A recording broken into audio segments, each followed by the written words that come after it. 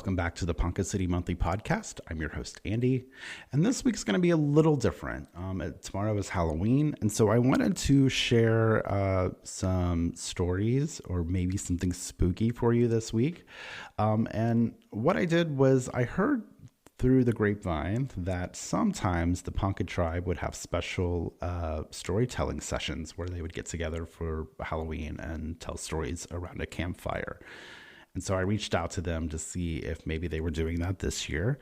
And they said while they weren't, they would be happy to set up a time for me to come down and maybe talk to some folks and maybe get some spooky stories. And so I took the opportunity and I met Bruce Johnson, who had a very terrifying story of his personal experience on the White Eagle community grounds.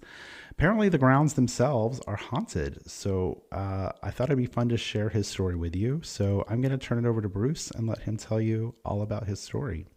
Thanks for joining us. My name is Bruce Johnson. I'm enrolled Ponca member, Ponca Tribe, Oklahoma. I live here in the White Eagle community, and just want to share a story about spooky things. It's Halloween season, so I just came over to listen, but I guess I'm going to share now.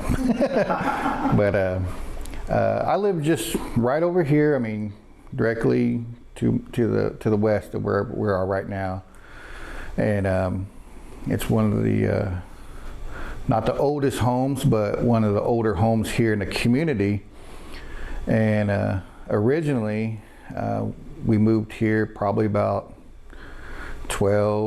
almost 12 years ago now, in the house that we're living in. So we've been in there 12 years, and it was after within that first year moving there, we realized we weren't alone in the house.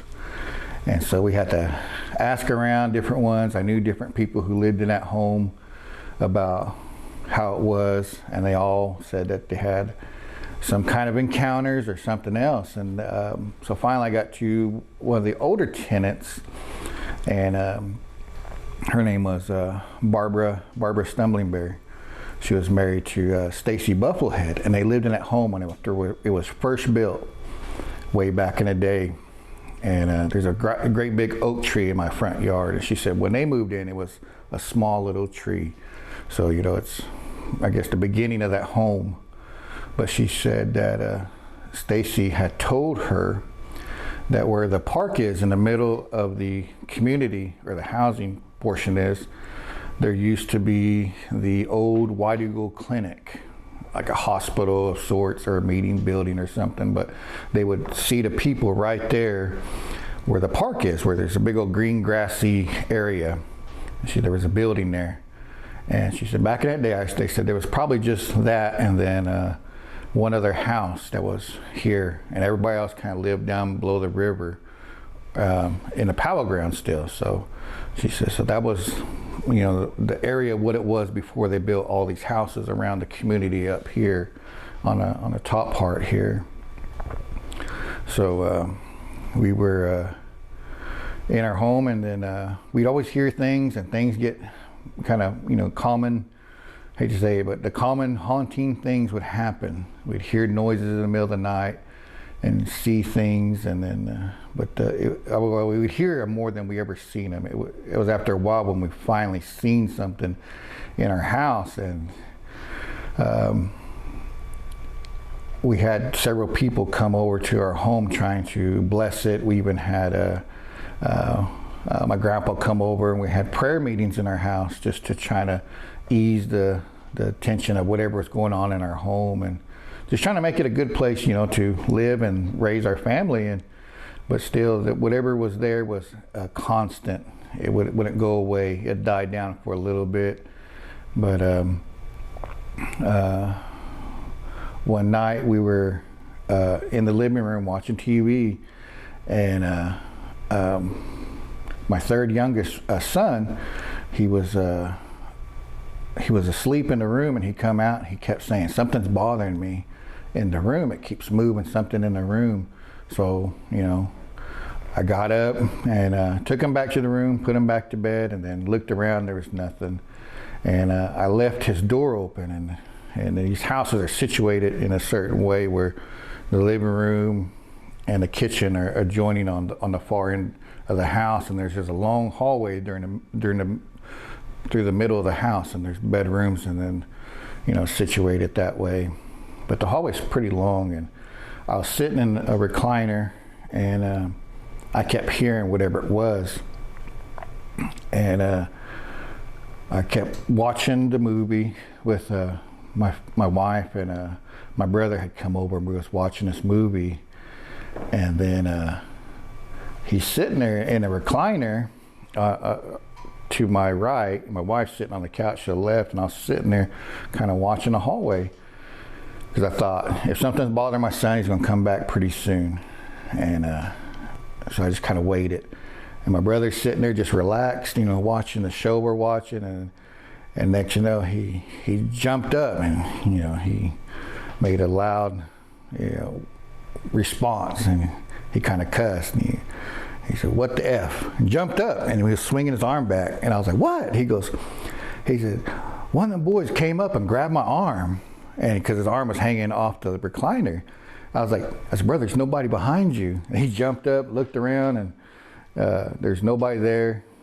And then it really shook him. And he goes, I don't know. He goes, "Man, I felt it." He said, "There's a little hand reached up and grabbed my arm, both hands, and just squeezed it." And he said, "It scared me." And he said, I said, "Well, there's nobody behind you." And then he looked down the hallway, kind of had to assure himself. And so he sat back down. We start watching this movie again, and then actually I could hear something down the hallway, and then I just had a bad feeling, and I didn't know what to think.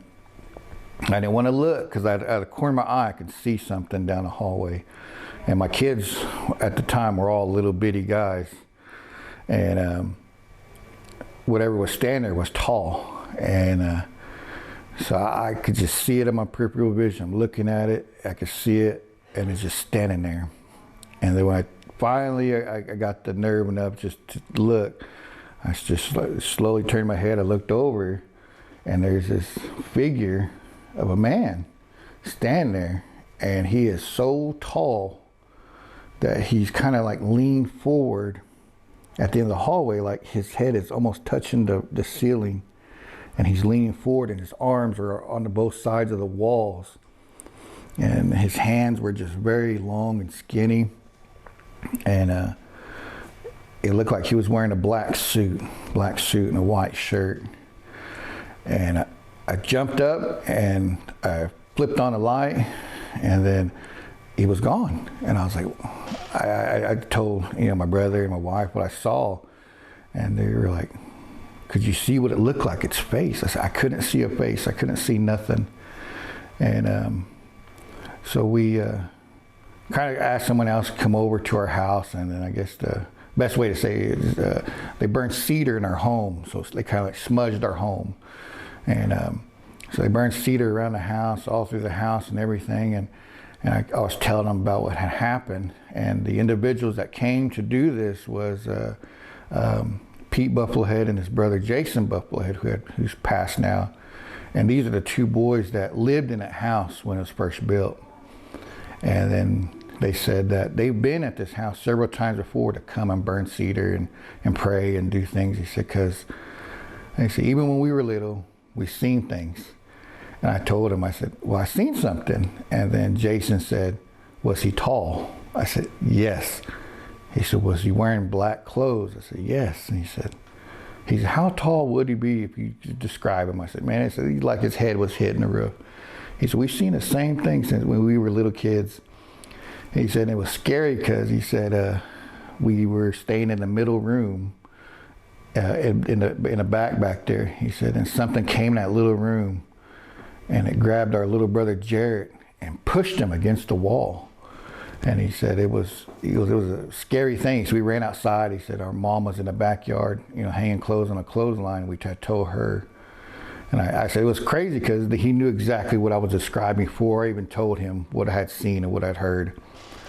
And so he said, "Well, we hope this will help, help your home, and whatever it goes, it will go away."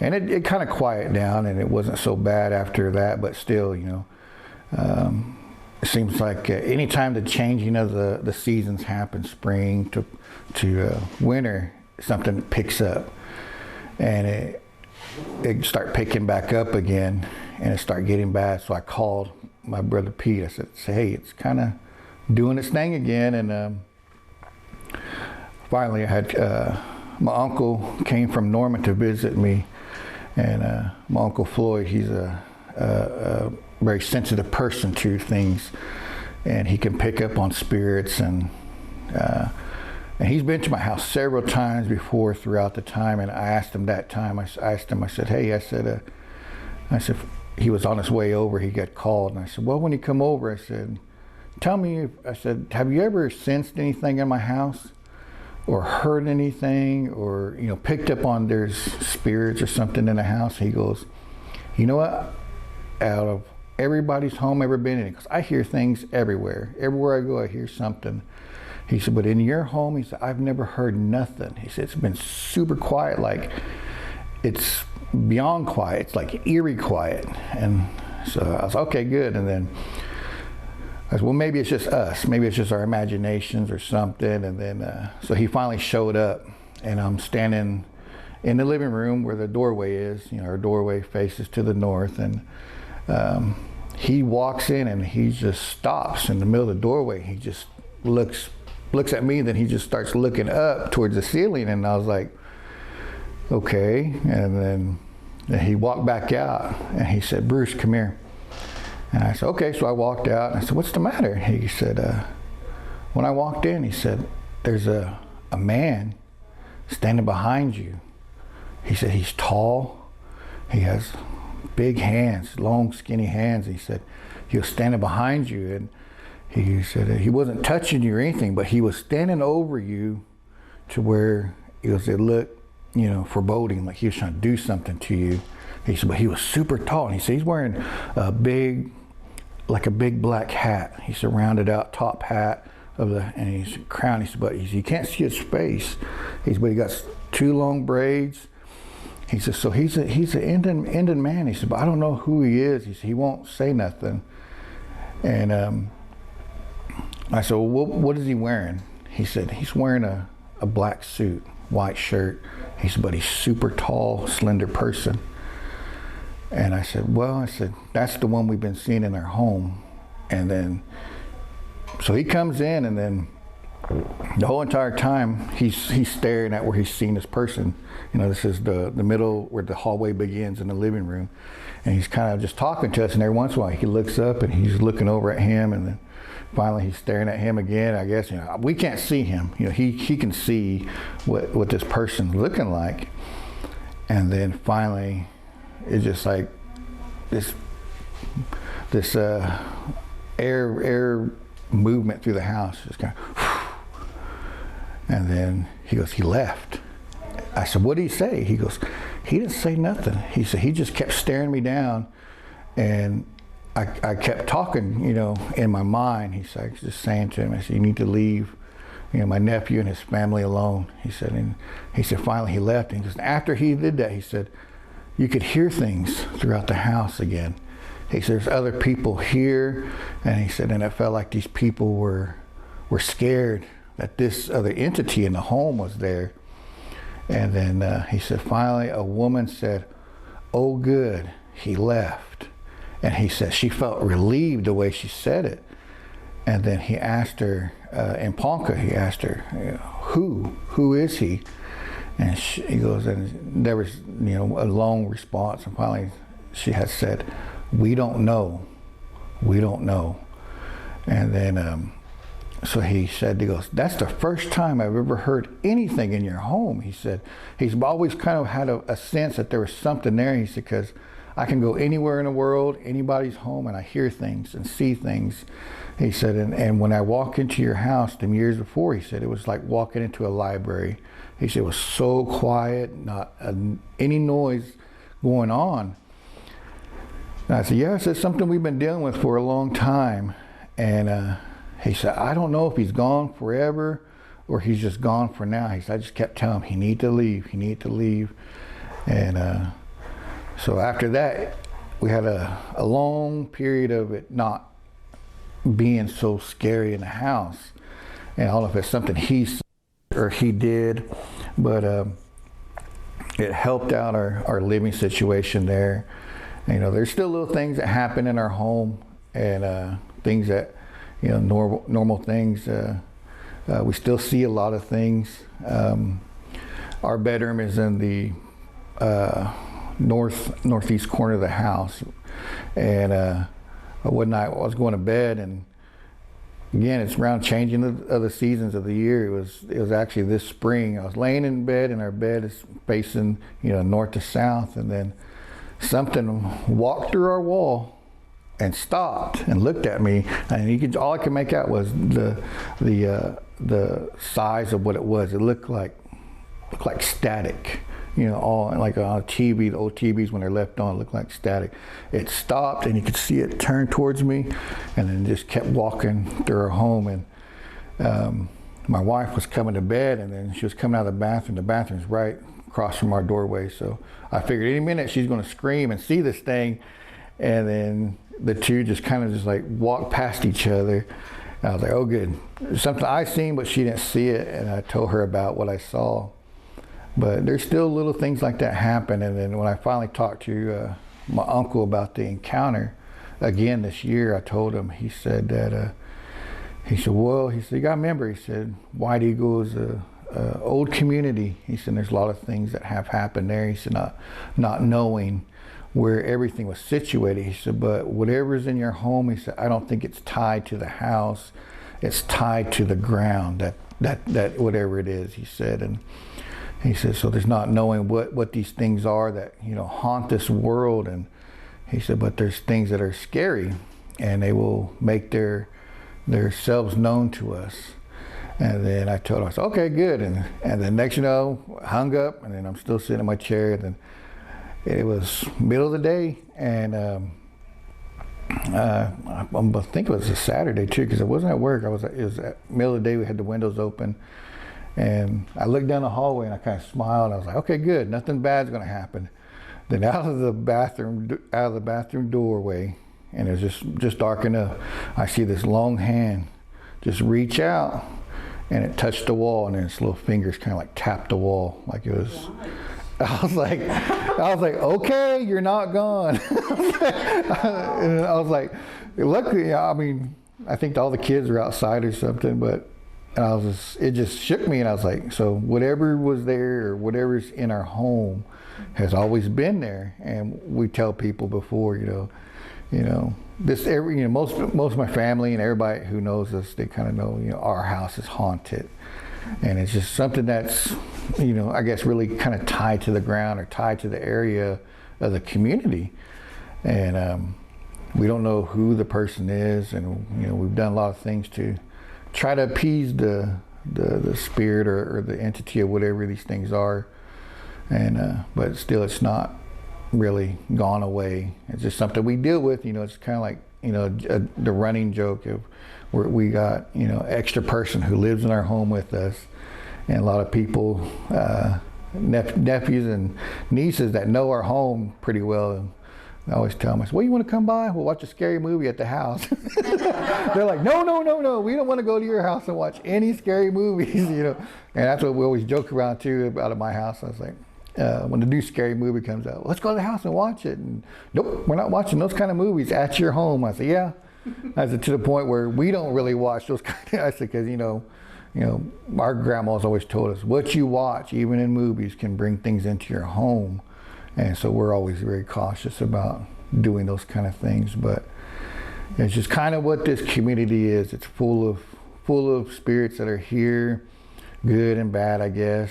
And they're tied to more than just these homes. They're tied to the community itself. And there's people who have encounters all over. But for some reason, we were even told that we were the longest living occupants of this house. And other people who have lived in there, I talked to another relative of ours, Donna Poor. She lived there, and she said, I don't think we lived there more than 3 years. She said we could not deal with whatever was in that house. And even Barbara, She said, we probably lived maybe 4 or 5 years in that home. And she said, we just had to leave. She said it was something that was constant. There was always something. You'd hear something gets moved. And she said, whatever it is, it likes the middle room, the middle bedroom. I said, yeah. I told her, whenever something goes missing, we tell the kids, it's in the middle room closet. And it is. It's always. How long have you been there now? 12 years. That's how long I lived in this other house, one of those homes. Yeah. 12 years. About 12 years now.